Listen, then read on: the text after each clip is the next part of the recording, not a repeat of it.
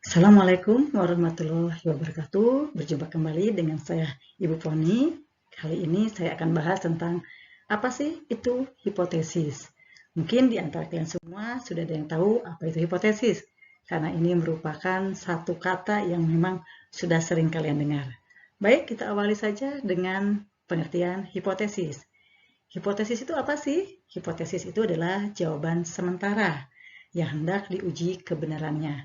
Jawaban sementara dari apa? Tentunya ini adalah jawaban sementara dari rumusan masalah penelitian yang sudah kalian rumuskan. Hipotesis juga dikatakan sebagai pernyataan tentatif yang merupakan dugaan mengenai apa yang sedang kita amati dalam usaha untuk memahaminya. Jadi, tatkala kalian sedang melakukan riset apapun itu, kalian sedang melakukan pengamatan terhadap sesuatu apapun itu, di situ kalian sudah bisa membuat sebuah dugaan yang sifatnya sementara yang tentunya nanti akan kita buktikan apakah dugaan ataupun jawaban kita tersebut terbukti ataukah tidak. Nah, selanjutnya terkait dengan manfaat hipotesis. Sebenarnya apa yang menjadi manfaat hipotesis? Kenapa kita harus berhipotesis? Manfaat hipotesis yang pertama adalah untuk menjelaskan masalah penelitian. Kita jadi jelas apa sih sebenarnya yang menjadi masalah penelitian kita. Dan juga akan lebih menjelaskan lagi variabel-variabel yang akan diuji. Entah itu ada satu variabel, dua variabel, atau berapa variabel. Dan akan jadi pedoman untuk memilih metode analisis data. Dengan merumuskan hipotesis, kita akan menjelas apa sebenarnya metode untuk analisisnya. Dan juga sebagai dasar untuk membuat kesimpulan penelitian kita. Selain manfaat hipotesis, hipotesis juga punya fungsi. Kita lihat yuk apa yang menjadi fungsinya. Hipotesis merupakan kebenaran sementara yang perlu diuji kebenarannya. Oleh karena itu, hipotesis berfungsi sebagai kemungkinan untuk mengaji kebenaran suatu teori. Lantas, jika hipotesis sudah diuji dan dibuktikan kebenarannya, maka hipotesis tersebut akan menjadi sebuah teori. Jadi, sebuah hipotesis diturunkan dari suatu teori yang sudah ada, kemudian diuji kebenarannya, dan pada akhirnya akan memunculkan teori yang baru. Nah, ini dia dasar merumuskan hipotesis. Kadangkala kita suka bingung, bagaimana sih cara kita merumuskan hipotesis? Diingat saja, caranya begini, tidak susah. Yang pertama, merumuskan hipotesis bisa berdasarkan pada teori. Jadi kita baca banyak referensi, banyak buku, banyak teori-teori yang berkenaan dengan riset yang akan ataupun sedang kita geluti.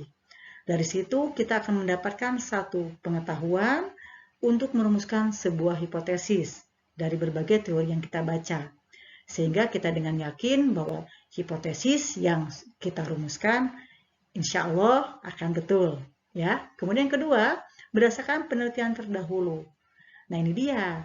Kita harus rajin ya membaca jurnal-jurnal ya yang sudah diterbitkan terkait dengan penelitian-penelitian yang serupa, yang sejenis, yang relevan dengan penelitian yang kita lakukan. Lewat penelitian terdahulu, kita akan melihat sejauh mana penelitian tersebut pernah dilakukan dan bagaimana hasilnya. Ya. Nah, dari sini akan menjadi dasar bagi kita juga untuk membuat satu keyakinan juga bagi kita dalam rangka kita merumuskan hipotesis. Ya. Nah, ketiga, berdasarkan penelitian dahulu. Nah, ini juga harus kita lakukan. Apa yang kita lakukan di sini? Kita lakukan penelitian terdahulu atau bisa kita lakukan yang namanya misalkan aktivitas studi pendahuluan ataupun observasi awal sehingga kita mendapat satu keyakinan juga dengan hipotesis yang akan kita rumuskan karena kita sudah melewati ataupun melakukan penelitian pendahuluan ini. Dari situ kita mendapatkan data-data sehingga kita bisa merumuskan hipotesis juga.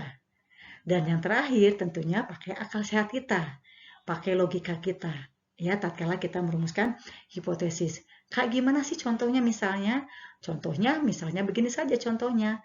Tatkala kita berbicara dalam konteks misalkan bagaimana misalkan adakah pengaruh antara tingkat disiplin mahasiswa dengan prestasi belajar? Akal sehat kita berbicara seperti apa? Ada pengaruh ya antara disiplin mahasiswa dengan prestasi belajar. Sehingga kita berhipotesis bahwa terdapat pengaruh yang positif, misalkan antara tingkat disiplin mahasiswa dengan prestasi belajar mahasiswa. Itu hal simpel yang kita dasarkan kepada akal sehat kita. Tetapi tatkala kita kaitkan dengan teori pun sama. Ternyata ada teori-teori yang mengatakan bahwa tingkat kedisiplinan pun akan mempengaruhi terhadap sebuah prestasi. Bahkan penelitian terdahulu pun banyak riset-riset yang mengatakan bagaimana keterkaitan antara disiplin mahasiswa dengan prestasi belajar.